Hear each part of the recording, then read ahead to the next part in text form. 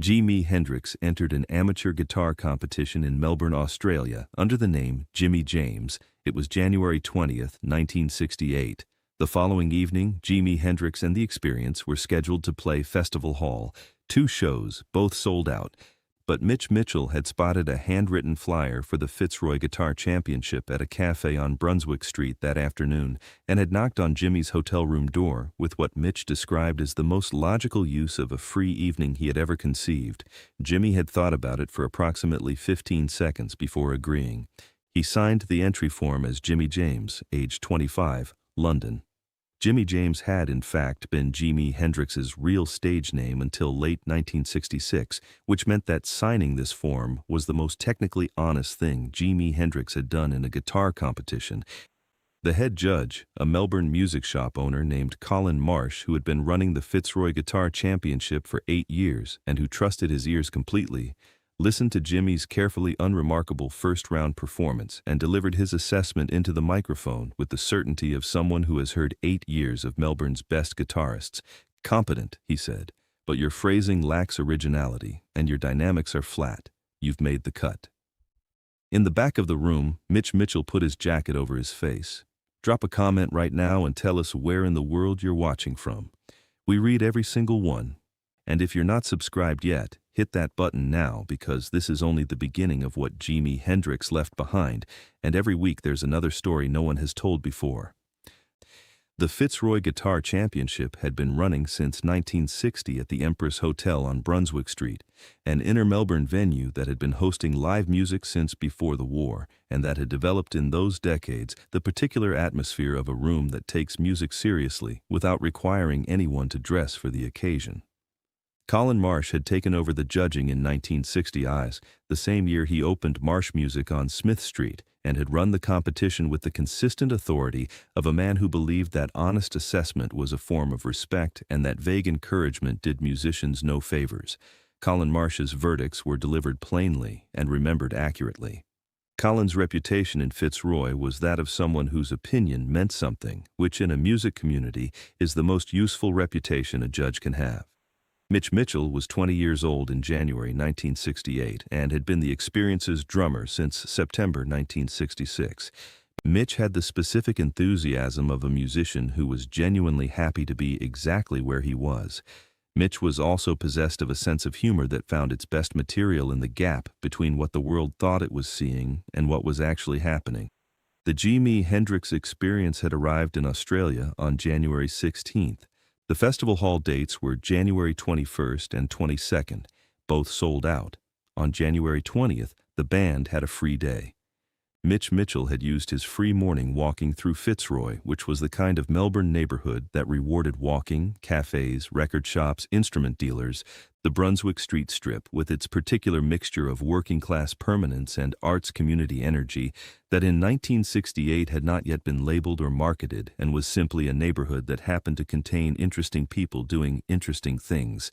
Mitch had found the flyer at a cafe counter, read it twice, pocketed it, and returned to the hotel.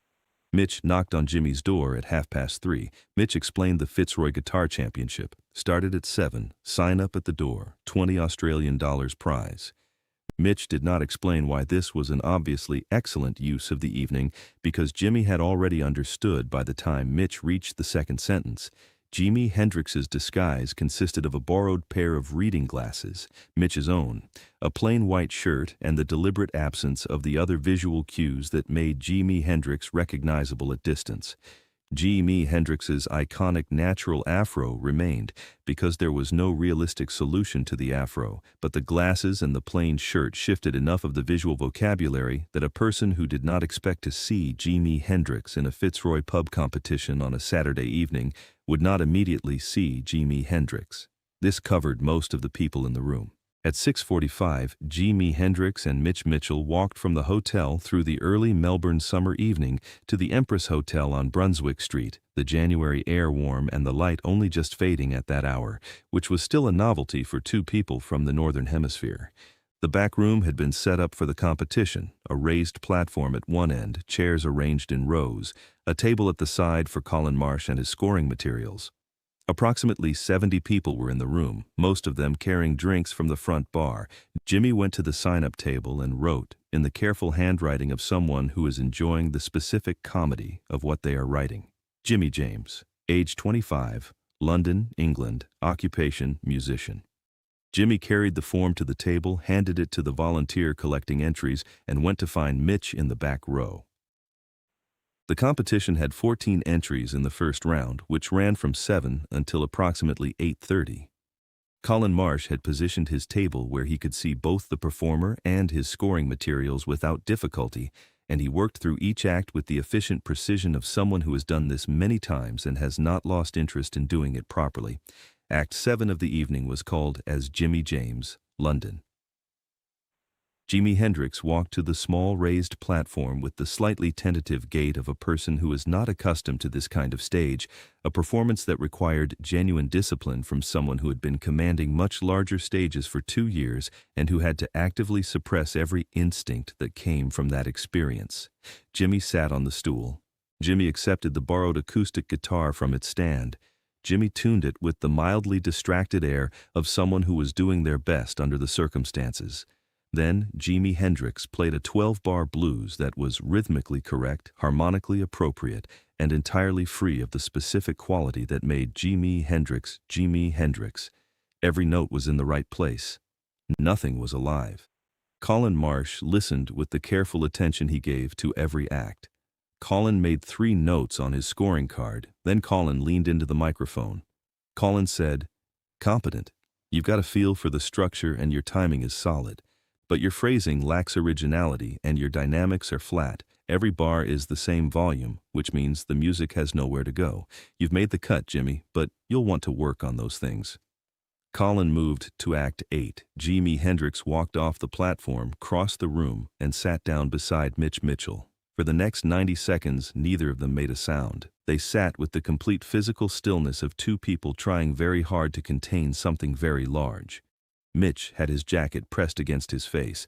A woman sitting in the row ahead turned around and asked if he was all right. Mitch said yes, fine, thank you very much.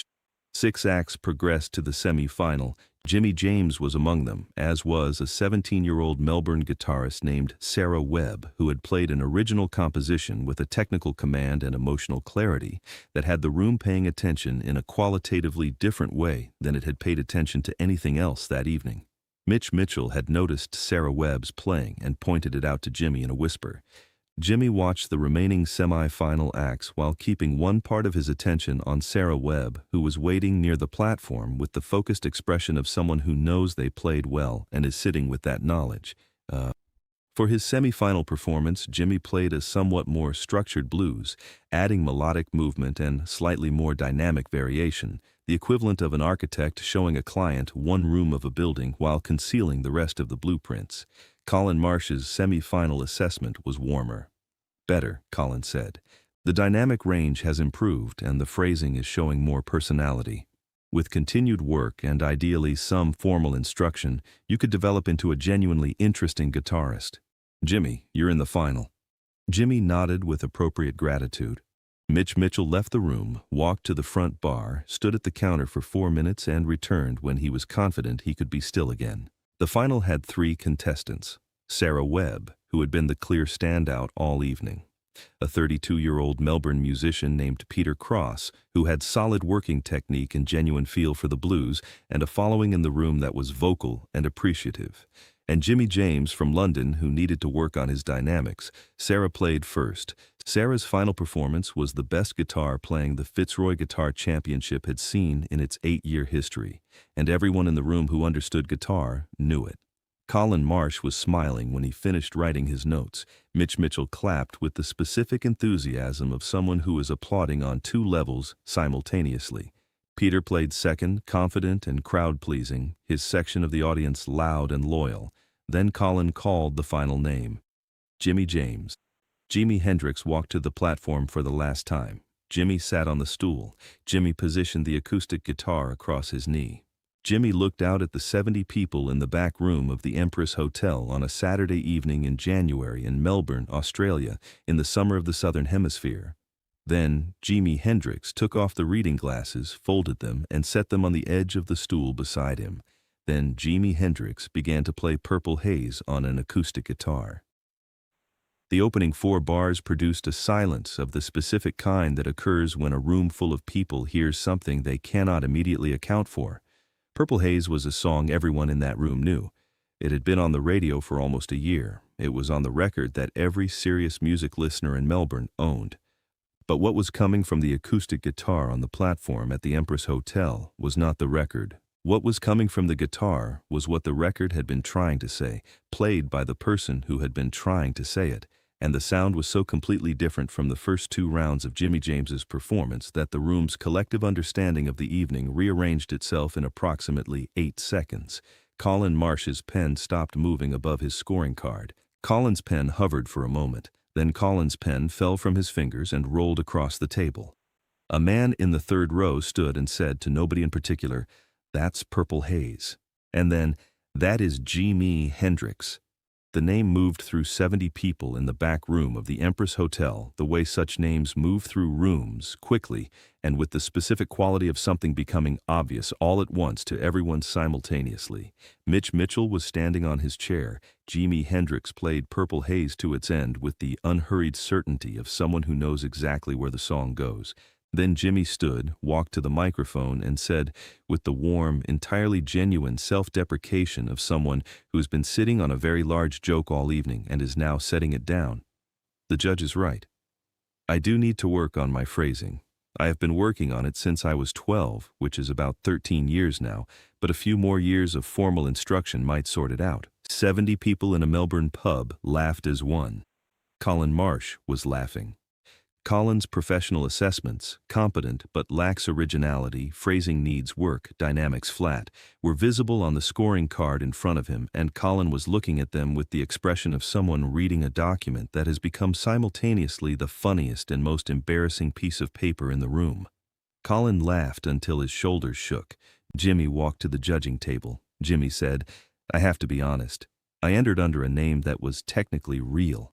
Jimmy James was my stage name until about 1.5 years ago, so your scores may or may not be accurate depending on which version of me was being assessed." Colin laughed harder. Jimmy said, "I can't take the prize.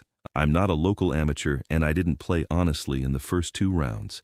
Jimmy turned and looked at Sarah Webb at the side of the platform. Jimmy said, "That guitarist played the best music I heard in this room tonight, and I have very good ears. Give her the prize and the certificate. She's earned both." Sarah Webb received the $20 and the certificate, which she kept for the rest of her life.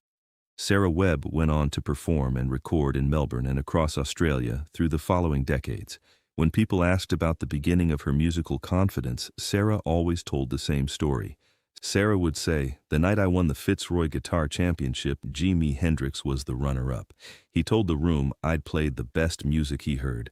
I've never stopped trying to prove him right." Jimmy shook Colin Marsh's hand before leaving. Colin said, "I told JIMI Hendrix his dynamics were flat. I'm going to hear about this for the rest of my career." Jimmy said, "You gave an honest assessment of what you heard. There's no shame in that. The shame would have been if you'd heard what I was actually doing and still said dynamics are flat." Colin said, "You should know that assessment is going on a wall." And it did. At the Empress Hotel in Fitzroy, behind the bar in the front room, Colin Marsh had mounted the original entry form from the Fitzroy Guitar Championship, January 20th, 1968. Entry, Jimmy James, age 25, London, England, musician. Beside it, Colin's scoring notes from the first round, competent, lacks originality, dynamics flat, made the cut. Under the frame, January 20th, 1968. The night JIMI Hendrix entered our competition, and the judge told him his dynamics were flat. Festival Hall, January 21st, same guitarist. The following evening at Festival Hall, Colin Marsh was in the audience for the first show. Colin brought the semifinal scoring card with him. Colin kept it in his jacket pocket for 20 years. If you knew Colin Marsh, you would eventually hear the story. Colin always ended it the same way. Colin would say, "I had JIMI Hendrix in the final of the Fitzroy Guitar Championship, and I told him he lacked originality and that his dynamics were flat. That is the most thoroughly incorrect sentence I have ever written in a professional capacity." And then Colin would laugh, and the laugh had in it the specific warmth of someone who has been wrong in a way that turned out to be a great story. If this story gave you something, leave a comment below. Tell us where in the world you are watching from tonight, and subscribe for more stories like this one, the Saturday evenings in Melbourne, the handwritten flyers on cafe counters, the nights when JIMI Hendrix put on a pair of borrowed reading glasses and played competently until it was time to stop. There is always another story waiting for you out there every week, and if this one reached you, the next one will too.